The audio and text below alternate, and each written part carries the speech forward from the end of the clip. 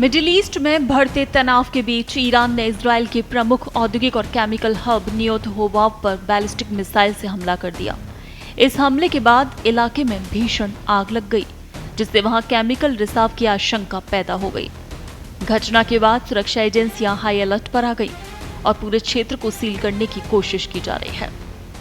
दक्षिणी इजराइल स्थित नियोत होवाव औद्योगिक क्षेत्र देश का एक बड़ा केमिकल केंद्र है, जहां कई खतरनाक रसायनों का उत्पादन और भंडारण किया जाता है। और ऐसे में इस इलाके पर हमला न केवल सैन्य दृष्टि से बल्कि पर्यावरण और नागरिक सुरक्षा के लिहाज से भी बेहद संवेदनशील माना जा रहा है। हमले के बाद सामने आई इन तस्वीरों और वीडियो में आसमान में काले धुएं का विशाल गुबार उठता दिखाई दे रहा है, जिसने हालात की गंभीरता को और बढ़ा दिया है। इजरायली मीडिया रिपोर्ट्स के मुताबिक दमकल और बचाव दल मौके पर पहुंचकर आग पर काबू पाने और क्षतिग्रस्त स्टोरेज यूनिट्स को सील करने में जुटे हैं। राहत की बात यह है कि अभी तक किसी के हताहत होने की सूचना नहीं मिली।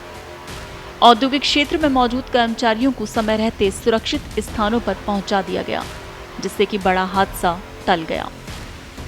घटना के बाद प्रशासन ने आसपास के लोगों को सतर्क रहने की सलाह दी। स्थानीय नागरिकों से घरों के अंदर रहने और खिड़कियां दरवाजे बंद रखने को कहा गया, ताकि संभावित केमिकल गैस के प्रभाव से बचा जा सके।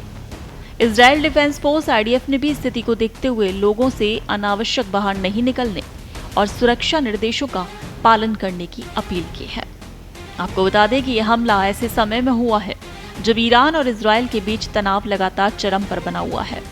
दोनों देशों के बीच लंबे समय से प्रत्यक्ष और अप्रत्यक्ष संघर्ष चलता रहा है, जिसमें सीरिया, लेबनान और गाजा जैसे प्रमुख क्षेत्र भूमिका निभाते रहे।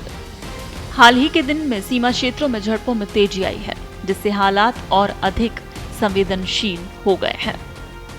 विशेषज्ञों का मानना है कि इस तरह के औद्योगिक केंद्रों को निशाना बनाना रणनीतिक रूप से गंभीर संकेत देता है। इससे न केवल सैन्य दबाव बनाया जाता है, बल्कि दुश्मन देश की औद्योगिक और आर्थिक गतिविधियों को भी प्रभावित करने की कोशिश होती है। हालांकि इस हमले में अब तक बड़े पैमाने पर जनहानि की पुष्टि नहीं हुई, लेकिन संभावित केमिकल रिसाव को लेकर खतरा बना हुआ है।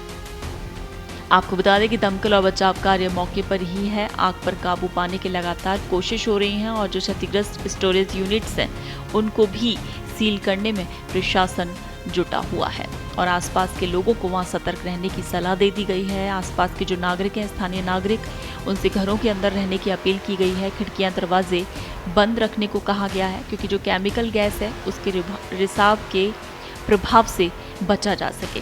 फिलहाल राहत बचाव कार्य जारी है और हालात पर लगातार नजर रखी जा रही है। अंतर्राष्ट्रीय समुदाय भी इस घटना पर करीबी नजर बनाए हुए है, क्योंकि इससे क्षेत्र में तनाव और बढ़ने की आशंका है। आने वाले दिनों में इस हमले के बाद हालात किस दिशा में जाएंगे, ये देखना महत्वपूर्ण होगा।